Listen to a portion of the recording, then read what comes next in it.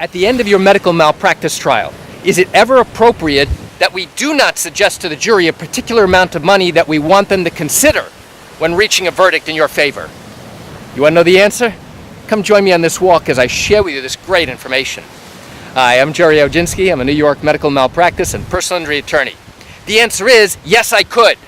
Now, you'll notice I'm shooting video here on a deserted island. It's a beautiful area. Ocean is behind me. My wife is picking seashells, which is one of her favorite pastimes. So I have a few minutes to share this with you before she comes back.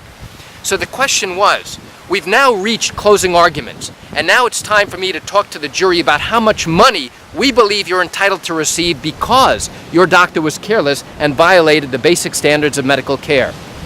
Now, you will know that some of the best trial attorneys in New York will ask a jury to give them a specific amount of money as full and fair compensation for all of the harms and losses and damages that you suffered because of the doctor's carelessness.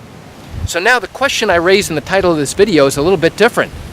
I ask, is it ever appropriate that we don't suggest to the jury a particular amount of money that they give? And the answer is yes, that may be appropriate in the right circumstance. Now, what do I mean?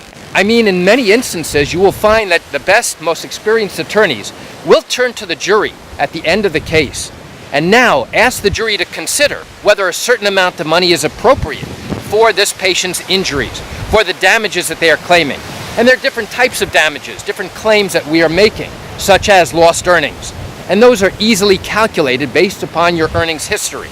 And what about pain and suffering in the past, from the time of the event up until today, a few years later, and now from the present time into the foreseeable future, based upon how much longer we can expect you to live?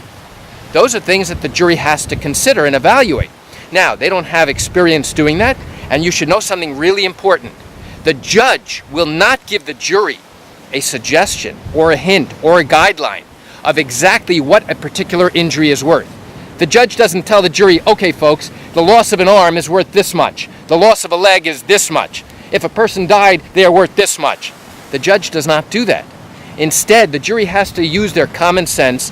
The jury has to evaluate all the factors that go into whether or not this person is entitled to receive money as a form of compensation, to decide whether or not, number one, this person is entitled to receive money, and number two, how much for the different elements that they are claiming. And many times you'll find that the best trial attorneys in New York will try and analogize what happened to their client with something that went on in the news or something that they are all familiar with.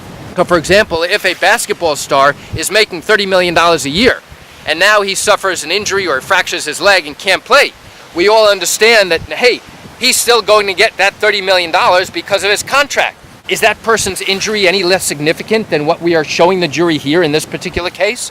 So here's another example. We can show to the jury that a particular art painting is worth $50 million. And everybody agrees that this painting is worth $50 million. And if it were destroyed in a fire, for example, the insurance company would then be obligated to pay $50 million to compensate the owner of that painting. And we use analogies like that to help them understand the value of someone's injuries. But again, let's go back to the question I raised in the title of this video.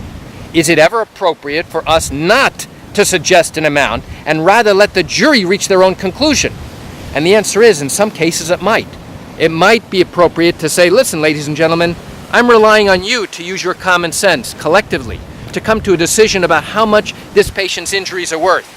You know what goes on every day. You know how disabling this injury is. So now I want you to consider whether this injury is worth a significant amount of money to compensate her for all of the harms and the losses and the damages she suffered solely because this doctor was careless at this point in time. But you will find that most attorneys tend to go ahead and actually give the jury a number that they believe is appropriate or suggest that this is an appropriate value. So why do I share this great information with you? I share it with you because nobody talks about this. And I wanted you to understand this if you're deciding whether or not to go forward with a possible lawsuit against your doctor, because it'll help you understand the legal process. It'll help you understand what goes on behind the scenes. And as always, if your matter happened in New York and you're thinking about bringing a lawsuit but have not done so yet, now you want answers to your questions. What I invite you to do is pick up the phone and call me. You know I answer questions like yours every single day, and I'd love to talk to you. You can reach me at 516 487-8207, or by email at Gerry, Gerry, at Oginski-law.com. Well, that's it for today's video. I'm Gerry Oginski. I hope you have a wonderful day.